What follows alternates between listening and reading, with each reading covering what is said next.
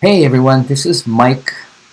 I just wanted to check. I went on live a little bit early. Um, if in the comments you could list how's the audio, how's the video, because I'm using a different computer. This is an older computer, and I just wanted to make sure. So if any of you could put in the comments, is the audio clear, loud enough? Is the video matching my mouth and the actual audio? And if it isn't, I'm sorry about that. I'll fix it in the recording because, again, as I said before, I'm using a different computer now. So please, now, I just wanted to welcome you all back. Just wanted to apologize that I was gone for 3 weeks. I was working on, I was doing a guiding tour for 3 weeks. So anyway, just to catch everyone up on what's going on in Japan. Okay, thank you. I got a thumbs up. Thank you very much. So everything's okay. Thank you. So today, I'm just going to catch you up on Japan initially, and then we will go into the nuts and bolts of traveling in Japan. I changed the content a little bit because as we traveled, I realized that there are certain things that people probably already know, but also there might be some things that people who are watching can share with the audience, and that's what I really want today is for people to share. Okay, thank you, CM. Sounds good. Great. So first, there is a new prime minister, as you probably heard, Ishiba-san. The two people who I wanted, Taro Kono and Koizumi, the youngest of the group, 43 years old, they both lost. And the reason that I did want them, of course, to win was because they both had studied abroad for a degree, and I thought that was the only way to bring in different change into Japan. The problem with that is that if you have studied outside and come in, sometimes you're a little bit suspect to the core that maybe you'll be too liberal or radical or different. So anyway, I hope that the Japanese chose. So I hope they're happy with their choice, and we'll see if Ishiba-san does anything differently from Kishida or Suga or Abe did. The Japanese Hibakusha group. Hibakusha is the atom bomb victims. You may have seen on the news they won the Nobel Peace Prize this year. Just a couple of days ago. They're known as Hidankyo, and they've been working like for over 70 years to. Their goal was to have the abolition of all nuclear weapons in the world, and they spearheaded. They were one of the groups who spearheaded the Treaty on the Prohibition of Nuclear Weapons, which was signed by 94 countries, not the United States or China or Russia, and not even Japan. That's the irony to this. They are one of the spearheaded organizations, but the Japanese government won't sign this treaty on the prohibition of nuclear weapons because Japan is under the nuclear umbrella of the United States. So there's a little bit of irony there. You have the only country that has been bombed by a nuclear weapon, and they don't sign the treaty on the prohibition of nuclear weapons because they're under the nuclear umbrella of the United States. So take it for what it's worth. But anyway, they were very happy that they had won. Finally, they got some recognition. Now their job is quite tough, and I don't know how successful they can be, but I'm very happy for them. So congratulations to them. Autumn, fall has finally come to Japan. The last time I did a live stream, I think it was still 95 degrees Fahrenheit, over 35 degrees. It was the record year for the hottest, they call it extreme heat, 35 degrees and over, which is about 95 and above Fahrenheit. They had the most days on record. So you can probably expect that due to global warming and weather change that it's going to be hot probably July, August, September, and maybe even to October, because it only started getting cool maybe a week ago. So things are slowly changing, and I was in Hokkaido and it was actually very warm, almost to the point of being hot. I never really took out my jacket until I returned back to, I think it was the last day in Tokyo, 2 weeks after that. So very happy. They're harvesting the rice. There's a lot of what is called undokai going on. Undokai or sports day. Japanese schools all have their little like events, sports events, where the school competes within, and they call it undokai, and the parents go and watch, and the parents also participate. So it's happening right now, and that's why sports day is a holiday, and it's tomorrow. So this is undokai season. The leaves, the foliage, have not started really changing, especially not in Honshu, basically. We went up to Hokkaido. My sister's goal on that trip was to see the changing of the leaves, the foliage. And she even chose, we took a tour up to Daisetsuzan National Park, which is they have much higher elevated mountains. So if anything, it would start to change there. And it had just started, and there was some red, some yellow, but it wasn't to the point because it's still a little bit too early. So I'm not sure, but I think here in Kyoto or Kansai, it probably won't happen until maybe mid-November, early November, the earliest. Depends how cold it gets, but it's still going to be a while for the leaves to change. So again, that's kind of hit or miss, but it's different from the cherry blossoms that usually the period of foliage goes for longer. Like cherry blossoms are usually, once it starts, you got a week maybe before the petals all drop. A week, maybe 10 days at the most. But for foliage, it's about 2 to 3 weeks, 3 weeks, maybe even longer, about that. And again, it's much slower, the process. So, it's still, if you're still interested, you can come in November and hopefully see the foliage. So I just returned back to Kyoto a couple of days ago after 3 weeks. I had 2 guiding trips. One was to the Shimanami Kaido. I took a group of seniors between the ages of, I would say, I think they were about 70 to 82 years old. And then I also, then after that, I flew directly to Hokkaido from KIX, Kansai Airport. And I met my sister, and she had a group of Hawaii, my cousin's husband, my brother-in-law's sister, and my sister. And I helped bring them down, guide them through from Hokkaido down through Aomori and to Tokyo. So I was planning to talk just about the tour itself, but there were some things that came up, and then I thought it might be useful for some of you who are thinking of coming to Japan. And I know that a lot of you already have come to Japan and already know these topics. So what I am asking from you is if you could put down in the comments when I talk about like hotel, like what you find the most important, then I would like you to write it in so we can discuss, because the whole idea of the live is to discuss with you and like with the community, not for me to give a speech or a lesson. But I will talk about some of the things, and then as we go along, if you could start. Okay, so I got Eva. Thank you, Eva. Okay, everything sounds good. Thank you, Eva, and thank you, CN, for those for letting me know. So in today's video, let's talk a little bit about the nuts and bolts of the logistics and some of the observations I made on these 2 trips.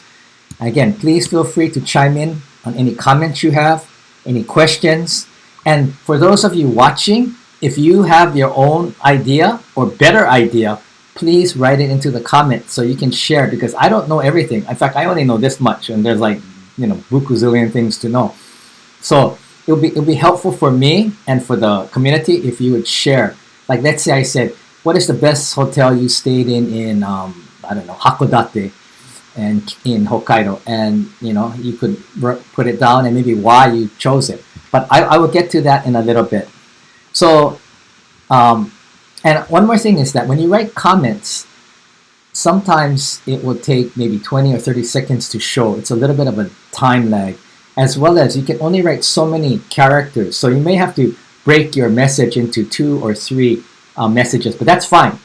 Write it, send it, write it, send it, and then expect that there's going to be a bit of delay. So even when I'm talking here and I look down, if I don't see it, it's because a lot of times there's been a delay. So, but I would like you, really, all of you, to participate. Now, for those of you who don't know me, and this is your first time, my name is Mike Matsuno. I have a Man in Japan channel on YouTube. I upload videos sometimes. I do video podcasts, and I do live streams like this. And the idea is everything is kind of related to Japan, and it's to share with people about Japan. Hopefully people can build more of a community. I'm hoping that the community gets large and people are interested in Japan. I've been in Japan over 30 years now. I have worked, lived, studied, been an intern, being a what do you call kenshusei trainee. I've done a lot of things in Japan, so I kind of share my opinion or my thoughts with you. They're not all correct, and they're not for everyone, but this is just my personal opinion. First, the Shimanami Kaido. For those of you who are interested in cycling in Japan, the Shimanami Kaido is probably the best, most beautiful scenery in Japan, and it goes between 6 islands across 6 bridges. So I did it twice before this time, so this is my third time. I had 7 seniors, and we rode for 3 full days, and we did shorter trips. Like I said before, you don't have to do the entire 75 kilometers, which is what, about 50 miles, I guess, 50 or 60 miles. You can break it up into little, circles, and use the ferry system. And that's what I did. And I will make a video about that eventually. And that I think I will talk also about some of the challenges I had, because I do say that seniors, people who have slight, physical, challenges as far as like some pain and things, those people can still go, but you want to make your plan designed for how far people can ride and things. And so I learned a lot on this trip, a lot. And I'm thankful. I became a better guide, I think, because of the Shimanami challenges that I had with, different levels of riding the bicycle, people with different illnesses, different things. And I'll talk about that in another video. And then from the Shimanami, as I said before, I flew directly to Hokkaido. Now, normally, and I asked my sister for a break between the 2 tours, because last year I did them back to back. I would not suggest doing back-to-back tours because you're already quite tired from one, and to do it like back-to-back. But my sister forgot, and she actually made the tour plan overlap by a day. So I flew directly. But it worked out fine, But I would suggest that if you are doing more than one tour, make sure you have a break, because you got to regroup, you got to repack, you have different clothes for different places, you don't have different equipment, and etc. So but that's what I did. So first, arriving in Japan. I don't know much about this because I haven't traveled that much due to COVID, but also when I arrived in Japan, I had a Nikkei visa, and now I have a permanent resident visa, so we have a different line, and it's much faster. We basically almost go through with a lot of the Japanese. But for a visitor, it's very different. So my sister's group of 5 arrived in Haneda. Now, if you have a choice between Haneda and Narita, I definitely would choose Haneda. And I think that the chat seems not to be working, glitchy. Okay, I got a note from J-Star Dream, if you can see down here. She said the chat seems not to be working, glitchy. Again, this is my old computer, so I don't know if that has any reason to do that. But let's keep going, and if it continues, I'll have to work on it the next time, I guess. So anyway, getting back to Haneda or Narita. Definitely Haneda. Haneda is still within the greater Tokyo area. It's about 30 minutes from maybe main area of downtown Tokyo. And you can take a bus, you can take monorail, you can take there's a couple of ways to get taxi. A little expensive though. But Narita is quite far. And for those of you who know, it's 90 minutes at the quickest, but about 2 hours. And they call it, they used to call it, I don't know if they still call it, Tokyo International Airport, right? Or Narita International. It's not in Tokyo. It's way out there in Chiba. It's in a whole other prefecture, but they were calling it Tokyo International Airport for the longest time. Maybe they changed the name now because now they have Haneda. But it's far. And so if you don't have a choice, it can't be helped, you can come in on the Limousine bus, probably about 1.5 to 2 hours. Or Narita Express, a little bit more expensive than the bus, I think, but much quicker, 90 minutes, I think it was. So or a regular train, which is even longer.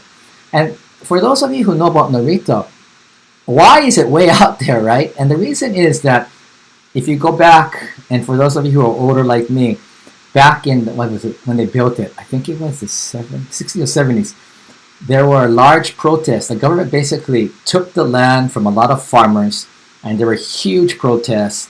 The college students got in. It was this whole movement, and they were constantly being challenged about building because the government basically just took the land. I don't know if it's called eminent domain in Japan or not, and that caused huge strife, not only for when they were building, for years after.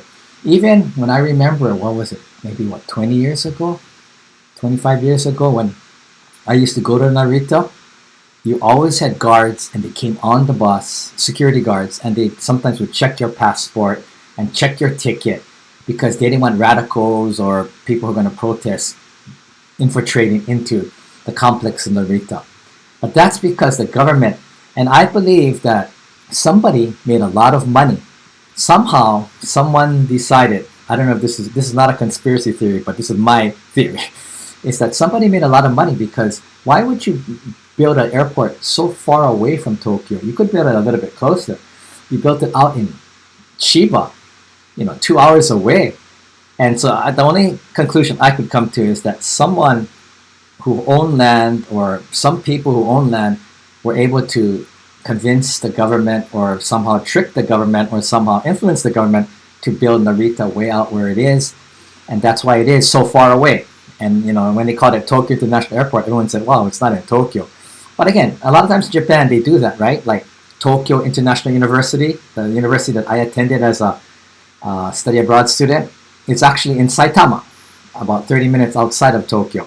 Not too far, but they call it Tokyo International University because they want to identify with the name and things, the brand of Tokyo.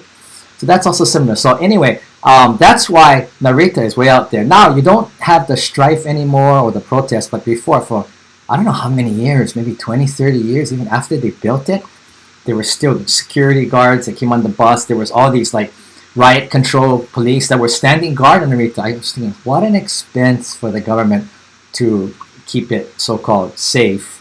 And that went on for many years, but you don't see that anymore. But again, that's the original. So getting back to arrival in Japan, these are the comments from my sister Susan and my cousin Cheryl.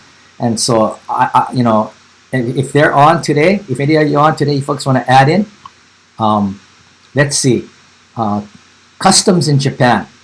They said that you should fill out a Visit Japan website to get a QR code before you fly. So, before you leave your house or home, go online, do the Visit Japan website and get a QR code.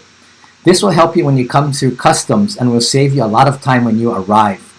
So, one other thing that my sister and cousin pointed out is that when you fill out the application, there are different sections. And sometimes they take you off to another section. And then if you don't come back here and complete this, then you haven't completed it. So a lot of people, they go here and then they think it's done. So make sure that you go back to the main section to complete everything.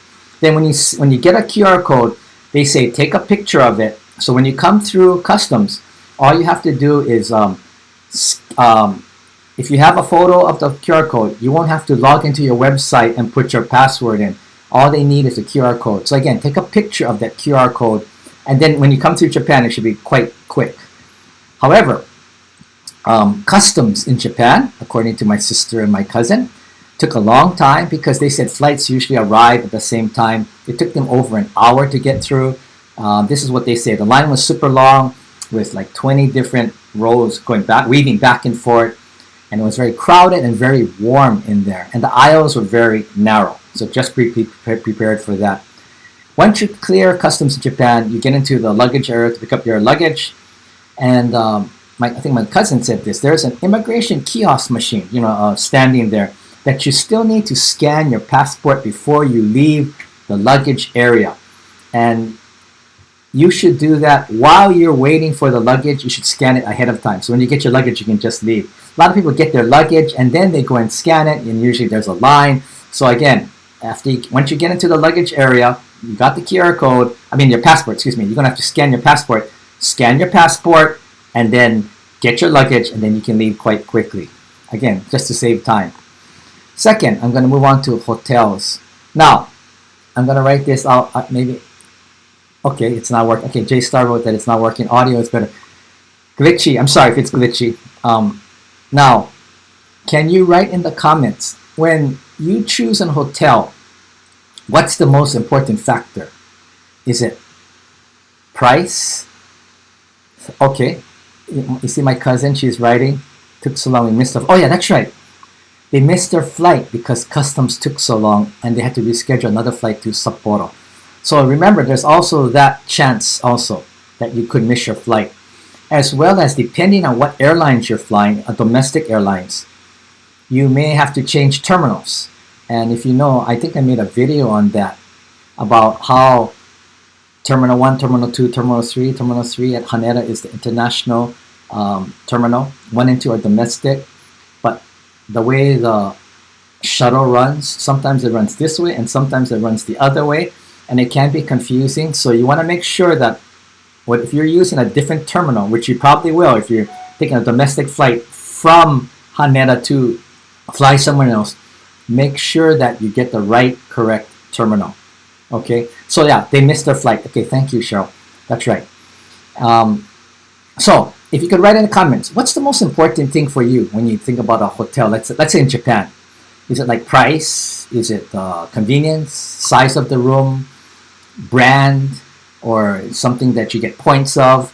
Like, if you could write in the comments, like why is that important to you?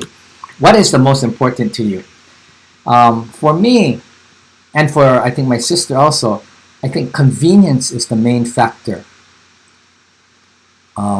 Okay, one thing, Mike, is the airport stuff and immigration Kansai maybe different?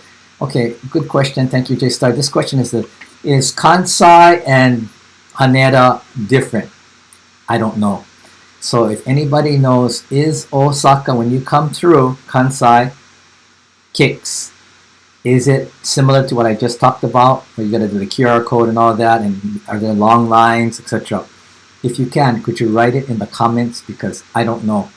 When I come through, I go through a different line. So thank you for that question. Black thing. Okay, location. Black thing rates location. So location has, when you say location, does that mean close to the station or close to the sites, or, you know, and it also is connected to convenience. And that's what I think is the most important, is your convenience. Let me give you an example. If you do the Shimanami Kaido, like we did this time, I chose the Green Hills Hotel. Okay, I'm gonna stop right there one second. Karen wrote, room size and close to the station. Okay, so you want a nice room that's close to the station. Eva wrote, price, close to the station, lots of eating places around, accessibility too, and from the airport. Okay, good, thank you. Anybody else? So there's all different things. I would say is that for me, it's another location, and meaning convenience. So getting back to the Green Hills Hotel. The Green Hills Hotel is a 2 or 3 star hotel in Onomichi. And I was bringing my friend, I chose that hotel, and my friends who came from Alaska, they're all quite well off. And so they're used to, I'm sure, staying in nicer places. They do a lot of cruises and they do a lot of, sailings across the Atlantic and things. So, but I chose that because, one, a couple of people had a difficult time to walk so far. And 2, it was that at the Green Hills Hotel, it's a small room. So I picked them up at Shinosaka at the Courtyard Marriott, which is big, right? And the breakfast is like unbelievable, right? At the Courtyard Marriott in Shinosaka. And I tried to manage their expectations and said, before that they came, I said, we're going to a very small 2 or 3 star hotel, and the rooms are very, very small, which they are. But the reason I chose it was because we were on the dock, and next door was the rental bicycle, if you rent from this one company, Shimanami Rental. Right in front of us is the ferry, where we can take the ferry out and in. And to the left is the other ferry that just goes across the channel, like, so you can ride from there. And we were 5 minutes from the station. So I chose convenience over size, which I know that they were surprised. I heard a couple of comments like, wow, the room is so small, especially for 2 people. It's really small. But again, you gotta prioritize what's really important. If you could get a big room on the harbor front, that'd be great. But again, this is a 2 or 3 star hotel, and the reason that I chose it was because of all the different factors there, which worked out, quite well There were restaurants around and things. My sister chose, like, for example, what about, let's see, convenience, location, Eva wrote price, close to the station. What about in Sapporo? How many of you have stayed in Sapporo, and what hotel would you recommend? If you could write in the comments. My sister's group stayed at the Sapporo Grand Hotel, and I thought that was a very nice hotel. It's a little bit old because it's the oldest hotel in Sapporo. It's the first hotel ever built. I think it's 90 years old this year. So it's a little bit old, and you can tell it's a little worn down a little bit, but I thought it was very nice. The rooms were big enough for me, but my sister had said, oh, they're kind of small, so I guess it depends on what you expect, right? They had a great breakfast. What I was really surprised was their concierge desk. They all spoke English, especially this gentleman by the name of Nakano-san. He spoke English really well. He was able to help us, and it made things so much easier. He even helped me with the rental bike. I was renting a bike to go to the coin laundry and different things. So, great. Grand Hotel, great breakfast, wide variety. I think that's a very special thing. And now I know it's expensive, but if you do it like my sister did it, when you book it, when you're booking your room, she told me it was about $10 to $15. If you go there and then decide to take the breakfast, it's 3,500 yen. So that's what, $25, $30, I think. So $25 or $30. So that means that it's much higher. So if you're gonna do the breakfast, you have to plan in advance because then it gets too high. But I would say that it's very nice for people to, especially if you're in a small group or in a large group, that you have breakfast kind of together and talk about the day or what you did yesterday or what you did last night. Again, if you have the time and you don't mind paying a little bit more, getting the breakfast with the hotel is a very nice option. And now in Japan, usually at nicer hotels, they do it very well. They have the whole buffet. So you can choose Western or Japanese style or Japanese food. They have udon bar. They have chazuke. That's like the rice with the tea bar, some of them. They have fruits, of course, vegetables, salad bar. Because long ago, before many of you were born probably, they used to have the tourists that from Hawaii, they would go to come to Japan. And at that time, they didn't have the buffet style. They would give you a choice of Western style, like eggs and bacon, I guess, and Japanese style, rice and grilled fish, or Japanese style. And that was fine. And then they would say, you have to choose one. You have to decide. So people would decide. You know what happened? Usually when people went down, most of the Hawaii people would, of course, choose the Japanese breakfast because they want to eat, they're in Japan. But the problem was they wanted to eat. They wanted to drink coffee. Now remember, as I said before in past live streams, in Japan, they're very, set on what they have. You cannot break the rules, right? And the rule was, and I understand this from when I was first here about over 30 years ago, is that you don't drink coffee with rice. That's like a no-no. And so they don't serve coffee rice. Now, of course, the Hawaii people, them, they say, oh, we want to exchange because you would get green tea, ocha, with the meal. They wanted to exchange the ocha for the coffee. Nope, can't do that. So, then they said, okay, we will pay for it. We will pay for the coffee on the side. No, couldn't do that either. And they were so flabbergasted in a way. And yeah, when you think about it from an American point of view, it's like, that's kind of crazy that you wouldn't exchange it. Or if you wanted to pay, you wouldn't even let them pay. So you had to follow the rules. And so what ended up usually happening is that if there was a couple, either the husband or wife would order the Western and the other spouse would order the Japanese, and then they would share the coffee. That was the closest they could get to getting coffee in the morning and having some Japanese breakfast. Well, the Japanese, they finally got it, and now they have this very amazing buffets. In fact, all the people that usually go and people on the tour, on this tour, all said, on my sister's group, wow, the breakfast was amazing as far as at the different places. Okay, I'm going to go back to some of the comments here. Let's see. Location, room size, close. Eva says price, close case locations. Cheryl says convenience, close to the train station. Karen says one night be okay, but if longer stay, need to be able to open suitcases. Yes, that's also a problem, right? Because at my, where was I? Oh, it was the last hotel, the Hotel Metropolitan in Ikebukuro.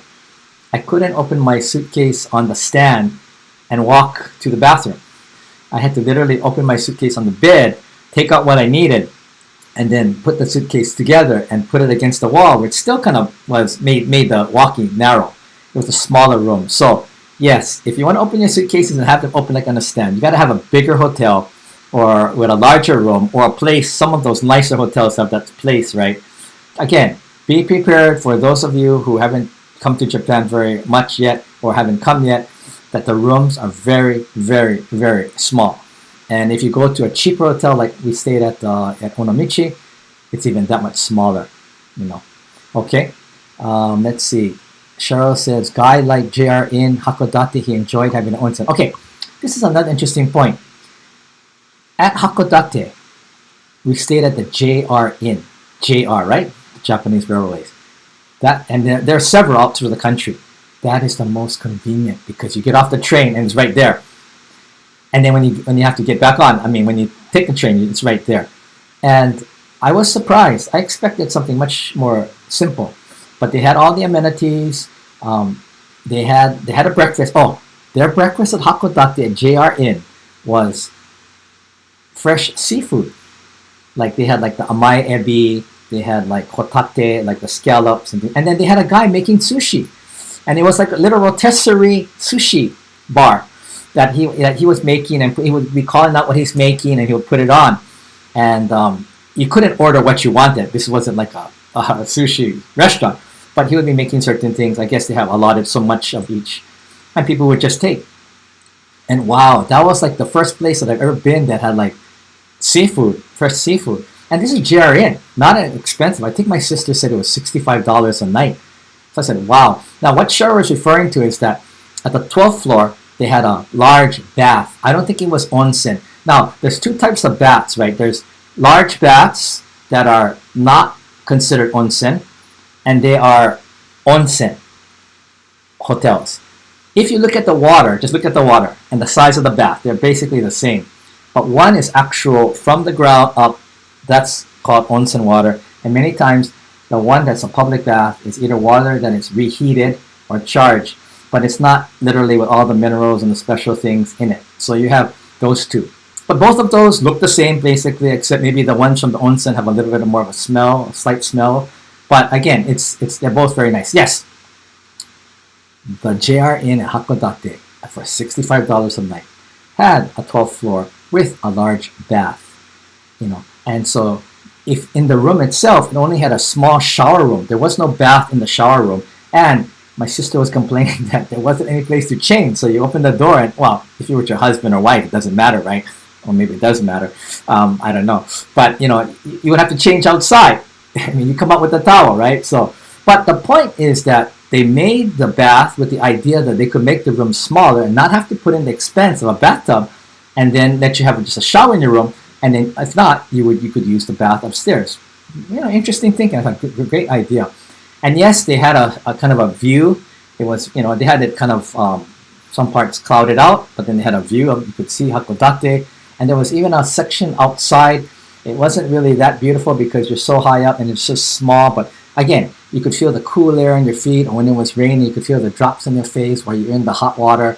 That's such a nice feeling to be out there sitting. So yes. And at Sapporo, we stayed at the Grand Hotel, which is an old hotel, so they didn't have any of a big bath or no onsen. But I've stayed 3 years ago, in Sapporo at a hotel, small hotel, that had a beautiful onsen bath. So you can stay at onsen in Sapporo, but it's going to be, I think, farther away from the station. So as long as you understand that. But yes, definitely, if you can find a hotel. Now, not everybody wants to go into a public bath or onsen type public bath because everybody's naked, right? I mean, it's gender divided. But if you enjoy that, then choose a hotel with an onsen or pub or large bath. And then, you know, if you're not that type, then of course just choose the regular. Okay, Eva said any hotel that is connected to the underground walkway. Okay, like that's like it could be far, Eva. It could be like 1 kilometer or 2 kilometers, like a mile. Like in Hokkaido on that Odori Street, the hotel I was staying at was probably at least 1 or 2 kilometers from Sapporo Station or whatever. But yes, it did have all the walkways underneath, and everything. So there in the city, most of the time you would have many hotels connected. It's just how far you want to walk. So Karen wrote, Sapporo Grand was good about 6 years ago. So I guess according to Karen, it went down in level. So we still enjoyed it, but you may have a better. I haven't been there in 10 years, so I couldn't really tell. Well, thank you. Any other comments about hotels? So again, size makes a difference as far as suitcases, bath, breakfast, what kind of breakfast.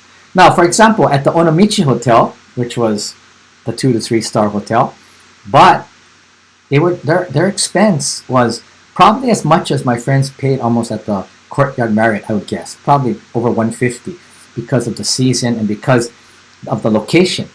So you're paying almost the same price as a nicer room hotel, but you are right there. Ferry, rental bike.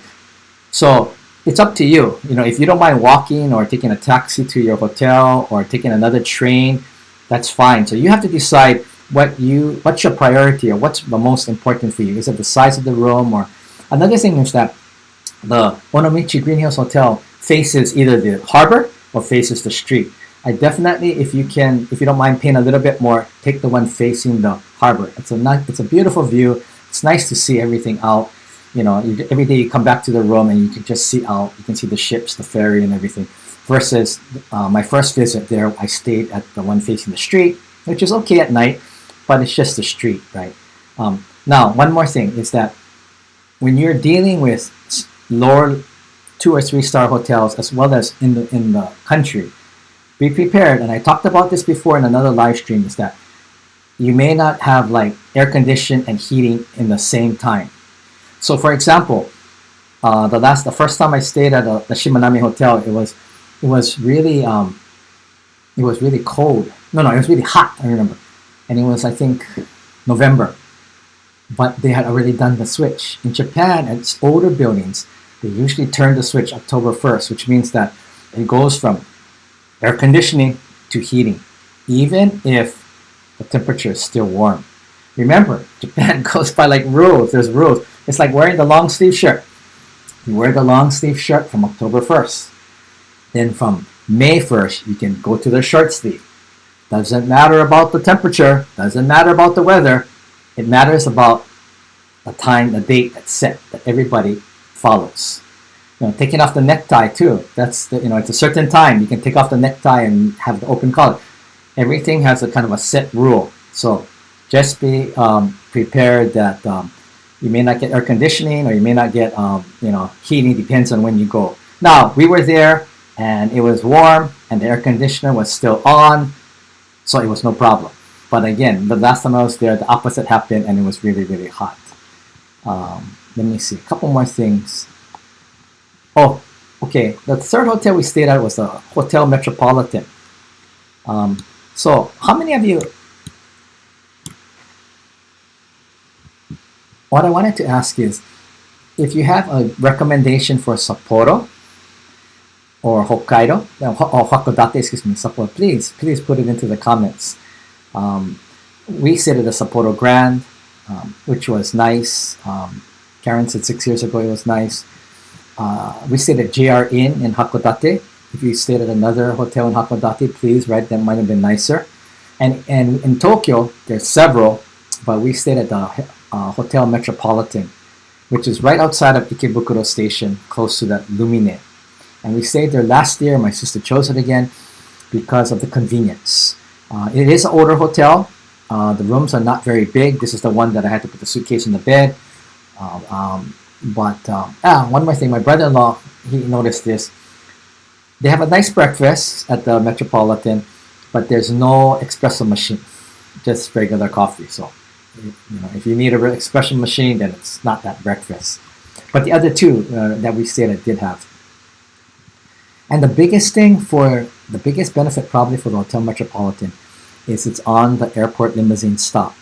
So you can go from there to Haneda or to Narita directly by bus, limousine bus. And the reason for that is, of course, especially if you're a shopper, right? On our tour, we had 3 shoppers.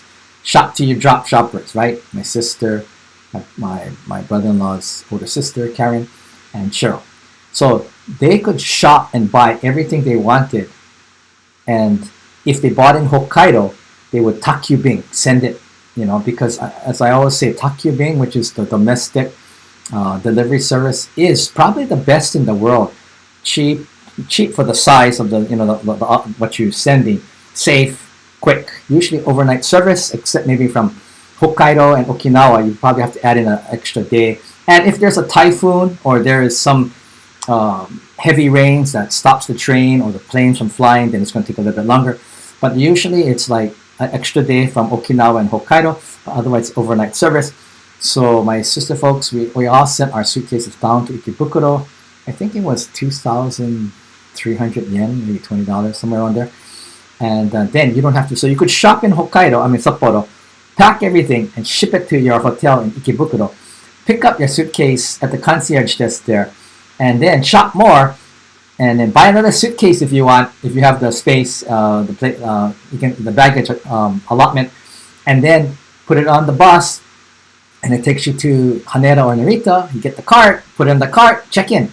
So for shoppers, definitely you want to stay at a hotel that has a straight shot, or not straight shot, it could stop along the way, but you want to make sure that you can use the airline limousine bus stops at your hotel. Okay, that's another thing. The last time I was staying in Sapporo, I did use the limousine bus. I said, okay, instead of the train, I'm going to take the limousine bus. Okay, and it was snowing, and I had to walk along the snow, and it wasn't far, a block and a half, but still it was, and I had to wait in the cold because I had to be on time, right? You can't miss it. So I'm waiting in the cold. So, it didn't come to a hotel because I was staying at a smaller hotel. So that's the downside of staying at a smaller hotel, is that if the limousine bus doesn't stop there, then you have to go in, especially in the winter, wait in the snow. It was cold, I got wet, etc., etc. And the the limousine bus in Hokkaido from Sapporo to Chitose Airport takes an hour and a half, and it stops at like almost every stop all along the way. And I did that 3 years ago, winter, and I thought, oh, must be the snow, right? Must be because it's cold, and that's why. Well, my sister folks, they took the limousine bus from Chitose to Sapporo when they arrived, and it's not snowing, of course, and they took also an hour and a half. So just know that it's an hour and a half. If you take the train from Chitose to Sapporo Station, it's 35 minutes. Okay, and I would suggest, if you do this, to get the reserved seats. It's a little bit more, but because I didn't know either, and I'm thinking like, I'm like the local people, I can just use the regular cars. So I did. I had a medium-sized suitcase, got on the train. It was crowded, but I got a seat, put the suitcase next to me on the side. There was no place to put the luggage on. This is like a regular commuter train, that's why. And then what happened was, there was a baseball game going on. I think the Nippon Fighters is the Hokkaido team, right? Along the way, they stopped, and all those fans got on, and it packed the train, and I had the suitcase, and I saw one lady who looked like she couldn't stand. I wanted to give her my seat. I couldn't even get out, and it was just, so you may want to get the reserve car, or it's up to you if you want to just do it like the local people do it.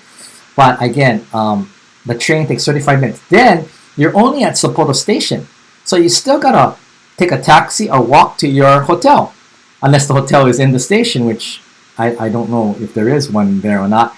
And the Grand Hotel wasn't far, but was almost too close to take a taxi, but a little far to walk, especially if you have bags. About 4.5 blocks probably.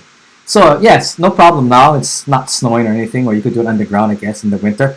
But also, that's something to consider when you choose a hotel, is if you have a straight shot on the airport limousine bus, but it might take you 90 minutes versus taking the train 35 minutes and then walking or taking a taxi to your hotel, saving a few minutes. Okay, let's see. Going back to the comments, J-Star looking at the train station, convenience. Grand was good. Grand Prince Shinagawa had no AC in March. Wow, that's kind of early. So Karen wrote that the Grand Prince Shinagawa, which is a very, it's a good hotel, it's a decent hotel, had no AC in March. Yeah, I can see. They don't turn the AC on probably until like May, maybe April at the earliest. So there's a great example of, I guess it's probably an older hotel too, the Grand Prince, if I recall correctly. The newer hotels, they can go both ways. You can get both, one or the other, right? But the older hotels are set on systems. Like the building that I was working at in Osaka, Daiichi Biru, which one was the first big building. Now it's very small compared to the others. That was built in Osaka over 50 years ago. It only has two controls too. So we are like roasting in, what is it? When it gets hot. In like, they're not turning on the air conditioner, I think until like May or June 1st. Anyway, we were like roasting.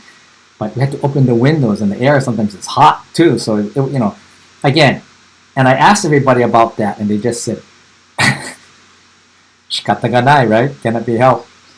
Okay, so Cheryl, although the bus to our Sapporo hotel made a lot of stops, it dropped us off at our hotel. And we had a lot of luggage, so that helped. So, again, the point is that if you have a lot of luggage, either going or returning, getting a hotel that the airline bus stops at, the airline limousine bus stops at, is probably the most important thing. So it will save you a lot of grief. You don't want to take your luggage like on the taxi to Sapporo station and then take a train. Even if you get the reserved seating, just carrying up and down the steps, or of course you could use the elevator, escalator, finding them, because escalators and elevators are usually at the end of the platforms. It's just a big, it is a hassle. So it depends how much baggage you have. So all of those things are factors to think about. Yeah. Okay. Let's see. Oh, so this is what my sister wrote, and I think I don't know this information, so this is from her. She says, you look at, and Karen was talking about the size of the room. She says, look at size of the rooms if that is important to you, Karen. Rooms in Japan can be very small, so she suggests that you want something at least 20 square meters, 215 square feet. I don't know where you get those dimensions on the site, but maybe it's in the site. She also talks about hotel websites to use. She said, I found Agoda had the best prices, but also consider hotels.com, booking.com, and hotel websites. I thought that the actual hotel website would be the cheapest, but they were not. When you go to the Agoda or hotels.com website, note that they charge a fee. So if you see the price, you need to click on it to see the total price. I think the fee and taxes are 10 or 15% more. So again, depending on the hotel website, like booking.com usually includes everything into their price. But maybe like Agoda, they do like the separate, so it looks cheaper, but in the end, you still get the 10 to 15% more of fees and taxes. Make sure to click the button to say that you will pay later in case you change your mind. Yeah, that makes sense. Prices change all the time. You can put the hotel in a cart and not reserve it if you want to see what happens with prices, or else book it and cancel since you won't have to pay for it. The problem with Agoda is that you can't make changes such as adding a room. That's why I had to have 2 reservations for one hotel. I didn't want to lose the price I originally got when I wanted to add a room. The Agoda price for the rooms differed on the computer and the phone app. Okay, so the phone app and the computer app was different, I guess. I also found the phone app prices to be lower. I'm not sure why. So that's from my sister. So take it for what it's worth. Yeah. She also, and this is from Cheryl too, ask friends for recommendations. This is the best way. So like ask Karen. Karen seems to know very well. Recommend getting the hotel with breakfast, as we talked about before. She says it's only $10 to $15 more per person and totally worth it. And you can have coffee or tea and tea together. You can have both actually now with Now system. Also, most hotels give you bottled water in your room with some amenities. And the water in Japan is quite good. Maybe in the cities like Tokyo, Osaka, maybe there's a slight, maybe chlorine. Not really, but I don't taste it, but some people have tasted it. When we're in Hokkaido, I didn't detect any taste. A lot of the hotels will give you a couple of bottles of complimentary water. Let's see. Oh, yeah, and hotels also give you or lend you umbrellas when it's raining. So you can, if it's raining and you don't have the umbrella, you can rent. Now, not rent, but you can get one for free, and they want, of course, you to return it. Now, the thing about that is that depending on the size of the hotel, depending on the level, because, like cheaper hotels only have a minimum amount that the first come, first serve, and then that's it. Even with hair dryers, I know some of the cheaper hotels, they only have a number of hair dryers or blow dryers, and so you got to be first or you don't get it, or even ironing boards for that matter. So again, depends on the level of the hotel. But like we were at the Hotel Metropolitan and it was raining the last couple of days, we borrowed their umbrellas, which were actually quite nice, and then at the end we just returned it.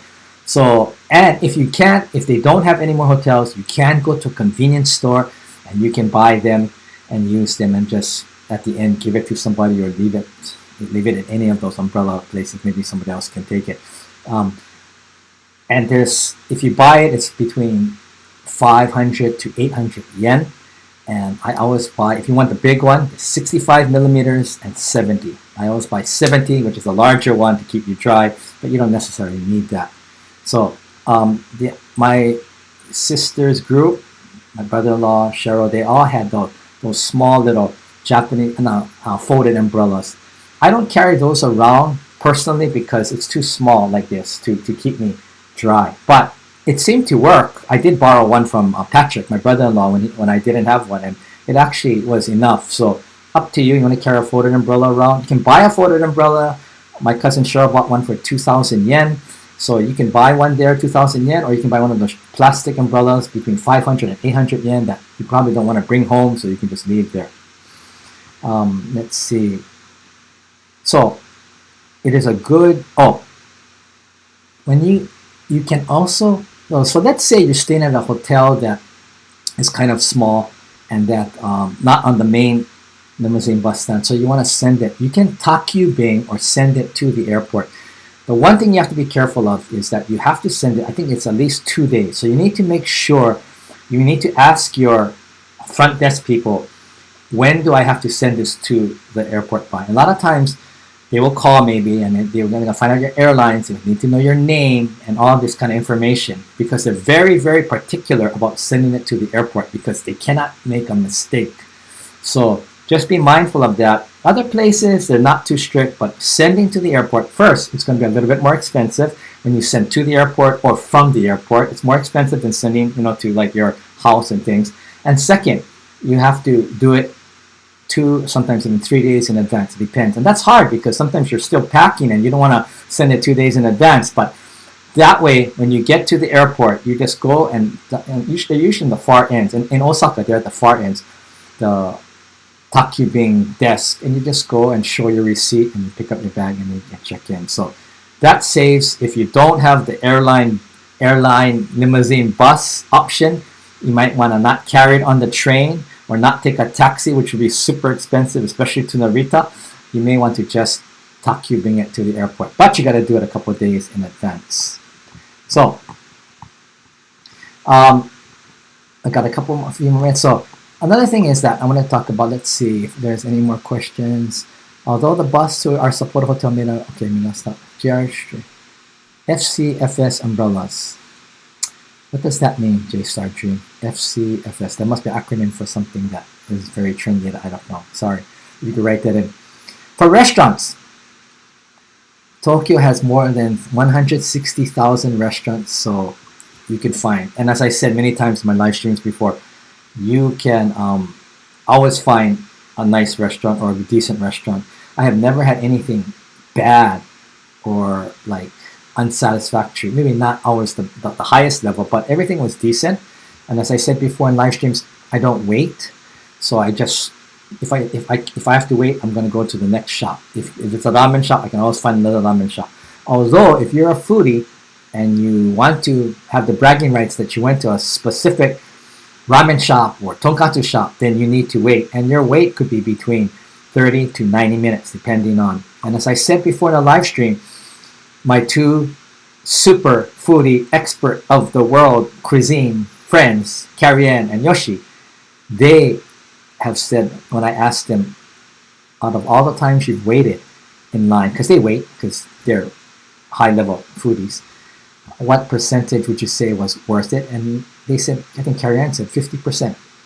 So it's a 1 in 2 chance that you will get something that's worth doing, and another 50% that it's okay, but nothing special. So your choice. I'm not a waiter. I don't wait. I keep moving, but some people definitely want to eat at that specific place.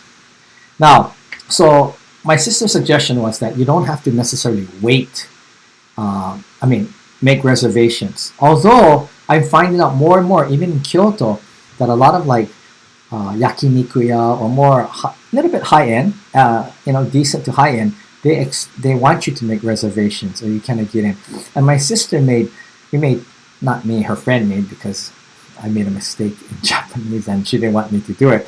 But her friend made the reservation in Hakodate for 2 very, very nice places. And yeah, those places you have to make your reservation far in advance. So if it's a specific place that you want, do make reservations.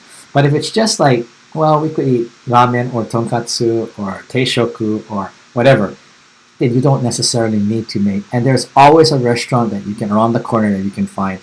I like more simple, hole-in-the-wall places, but if you want something a little nicer, then maybe you have to make a reservation at a nicer restaurant. So again, a lot of people go to Tokyo or Japan, and yes, if you're saving money, you can stay with the convenience store food, which is, a lot of people say it's good. People love the onigiri or omusubi. Do you know that in Hawaii we use the word musubi, which is the equivalent of onigiri? And I always use a musubi when I first came to Japan, but the word musubi is hardly used here. I think it's a Hiroshima Yamaguchi word. So in Japan they use onigiri. In mainstream they use onigiri, but every so often you'll see like musubi shop, or you'll see the word musubi. Musu means this, right? This means musu. So, but again, it's more common to see onigiri. But anyway, my my cousin's husband, he loved the onigiri, even at the convenience store, the tuna mayo. And because the nori is fresh, and they have that thing you open, and then the nori is not, it's crisp, it's not stuck onto the rice. And anyway, yes, convenience store food is very decent in Japan, but I would suggest don't do that every day. There's a lot of good food, whether it's nabe, sukiyaki, tonkatsu. There's fast food, tonkatsu, fast food, sukiyaki, fast food, or you can go up to a higher level, which is a little bit nicer. There's places like Oya, which is like they cook for you like Japan. They cook it and then they bring it out. It's very nice. It's not that expensive. We had lunch with our friend there, so sukiyaki, tonkatsu you can get, and the only thing that you have, the most expensive restaurants are, of course, high-level Wagyu, Japanese, or yakiniku, Wagyu, expensive, sometimes shabu-shabu. But the most expensive are foreign restaurants, like French food, or Italian can be cheap and can be expensive. French food, Indian food is not that expensive, it's quite reasonable, but you can find nicer. Mexican food is very unusual, and I don't know why Mexican food and the Japanese palate don't mix. It's hard I don't understand exactly why. But some people say, oh, it's beans. But I said, Japanese eat a lot of beans, right? Natto, those kurumame and things. So I still don't know why, but Mexican restaurants have not been successful in Japan. You see very few. You can try and find. There's like a handful. Even Taco Bell. I saw one, I think it was in Tokyo, or was it in Hokkaido? I can't remember exactly. But most of the Taco Bells, like the one in Nagoya, all went out of business because people never just caught on. Maybe it's the marketing, I don't know. But Mexican food is very uncommon in Japan. But Indian food is very trendy. And you can find it around university campuses, like 4 or 5, Indian restaurants that are competing for the students. So hard to say why the Japanese really like Indian food, but don't necessarily like Mexican food. But so if you like Mexican food, probably don't plan on eating much in Japan. And when I've gone to Mexican restaurants in Japan, they were very expensive, and they were very not authentic. Like I remember seeing nachos. They were like 6 like nacho chips with like tomato sauce on them. They were nothing like what I would expect nachos to be. So you probably will be very disappointed unless things have changed. So you may want to not look for a Mexican restaurant in Japan unless things have changed. I don't know. Last thing, things to avoid. Of course, you want to avoid crowds as much as possible. It means that you might want to go to different places. Like my sister went out of her way to choose off the beaten track places. I don't know how she found the off the beaten track on the internet, because then everybody knows. And the two places we went were Shibamata, Tsunamachi, and Jiugaoka. They were more off the beaten track, or where more locals go, but you didn't see many tourists. And so that group, my sister's group, enjoyed that one of the most, I think. Just dealing with the local people who were not used to having foreigners around or foreign tourists. So they were very kind and very helpful and very sharing. And, they took pictures with us and things, and everybody, So you can find these places, and I guess they are on the online. Let me check if anybody first come first serve on the umbrellas. Yeah. Okay. FCFS means first come first serve on the umbrellas. Thank you, J Star. Not my Mr. Matsuno. I have a question. If I go to Japan, speak broken Japanese. No. Okay. I'm gonna go off track one time here. So normal Yazid, you asked the question. If I went to Japan and speak broken Japanese, would the Japanese people be angry at me? The answer is 99.9% no. They would be actually flattered. It's just like, because you're trying. Even if you mess up a bit, or use the wrong form or whatever, they would be, I think, they might laugh, but they're not laughing at you. They're laughing in a sense of like, wow, you're trying. So it's that laugh. It's not laughing at you. It's a laugh of like recognizing that, wow, you're really trying hard. Or it's cute that you're trying to speak Japanese. Or maybe they also feel like, wow, I can't speak English, and look at this gentleman. He's trying so hard to speak Japanese. So all of that. So the laugh is not making fun of your Japanese usually. It's basically keep trying. So no, they won't be angry. So, getting back to Shibamata, Tsunamachi, and Jyogo. Try and hit these places if you can, because yes, I did feel a completely different atmosphere. Now, getting there is hard sometimes because they're not on the main track. They're kind of out of the way. And so like we went from the Starbucks roasting, whatever it is, 1 in 6 in Japan, right? Starbucks roasting centers is 1 out of the 6 in the world in Tokyo. And we had to get to, I think it was called Tsunamachi. It's called Tsunamachi Ginza. Be careful about this, because when they see Ginza, they think they're going to take you to Ginza. It's not in the Ginza. It's way on another place.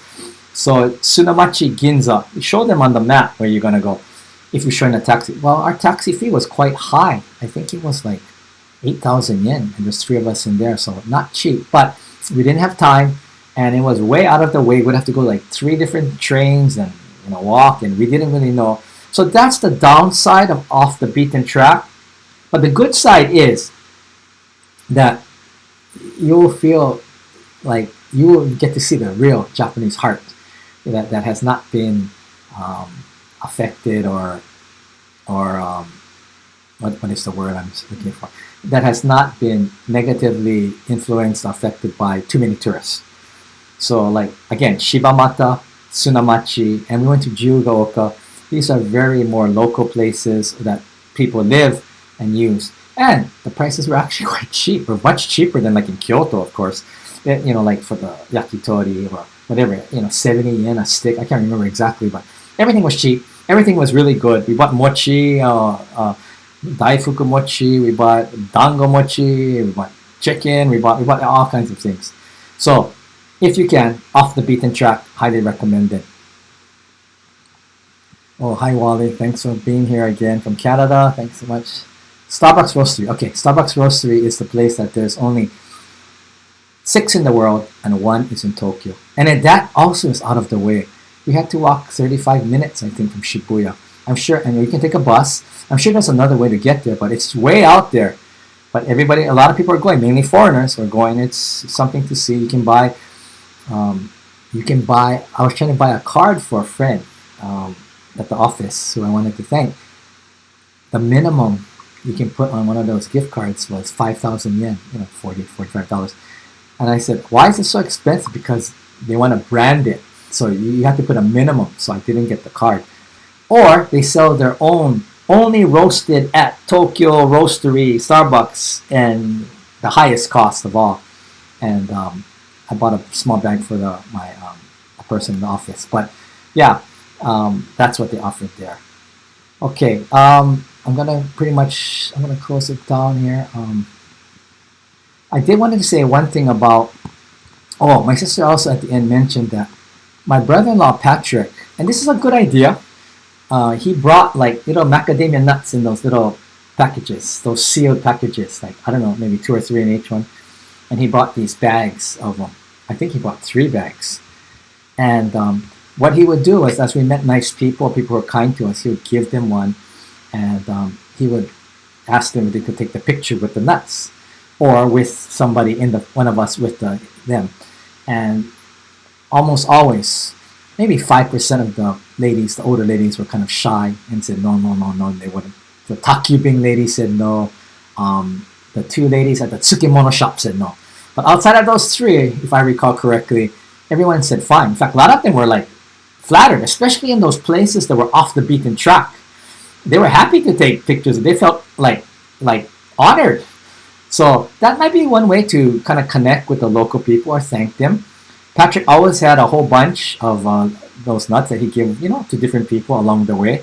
He made a lot of friends. He took pictures with them. I mean, he must have a whole file of photos with these people with holding up the macadamia nut or doing the shotgun holding the macadamia nut. But that was a very, very interesting and good idea.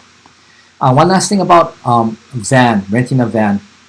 My sister recommends we were in Hokkaido and we were going to do a tour, which was much cheaper than renting a van. There were 6 of us.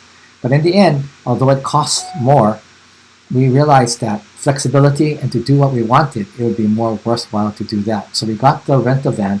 And yes, I would suggest also, if you don't have much time and you don't know exactly how long it's going to take, you set up a itinerary that will take you, that you have choices that you can make and you can decide where you can go. And we had an excellent guide. And you have to pay more for an English-speaking guide, but I told my sister to do that. Even if I could translate some of the things, it'd be better if the guide can talk directly with the people in the tour, right, or the group. So we had Igoshi-san. His name was Hayate Igoshi-san. Excellent. I think it was NK Tours, NK Tours, NK Taxi Company. Same, they are part of their base is in Kyoto, but they were in Hokkaido. He was excellent, and so he worked with us, got us to our places. He took us to a couple of special places, and he got us back, on time. We're a little bit late because we got a little bit lost, but outside of that, everything worked out really well. So I think my sister's suggestion is if you have time, if you don't mind paying a little bit more, is to try and to get rent a van. Okay. Let's see. Andrew Carter says, please tell the Japanese to start families. Japan is such a cool country. It would be a shame if it didn't exist 30 years from now due to low population. Yes, they are having a birth decline. Japan, Korea, all the same. Not many people are having that many children. A lot of people are not getting married for whatever reason. And so, that's why the immigration issue has come up again and again. They need workers, but, the older Japanese don't want to let in people. Because when you let in, new people or immigrants, then you also have the good and the bad. So that's that issue. So thank you very, very much. Sorry I went over the hour. I will be back next week. I'm going to do one more next week. And next week will be about the actual Shimanami tour and then other places that we went down through Hokkaido, through Aomori, and down to Tokyo. Just my observations and some insights. So if you are interested, please join us next week, same time. Next week, same day, same time, and I will see you all next week. If you are interested, thank you for joining me. All the people who joined because they know me, thank you very much. Thank you for participating and your comments. Thank you, all of you, Karen, Cheryl, everybody, J Star, Eva. Thank you very much, and anybody I missed, thank you, and I'll see you all next week. Thanks again. Have a great weekend, and signing off from Kyoto, Japan. Last question: Do you know where Do you know where the background is? That's the blue pond in Bie, Hokkaido, and it actually is blue, really blue. I did quite little adjustment, but even without adjustment, it would look like this. We were all so shocked that the pond actually was blue, like it said. And then they would sell these soft serve cones, which my brother-in-law really like. That was blue. You could get the blue soft serve cone. I think it was vanilla flavor. I think. No, maybe it wasn't. But anyway, it was blue, kind of like a sorbet, like the pond. Anyway, if you get a chance, go see the blue pond. But it's not always blue. Depends on the weather. They said depends on the rain. It may not be blue when you come, so it's a hit or miss. Take care. See you next week. Mike, signing off. Thank you. よろしくお願いします。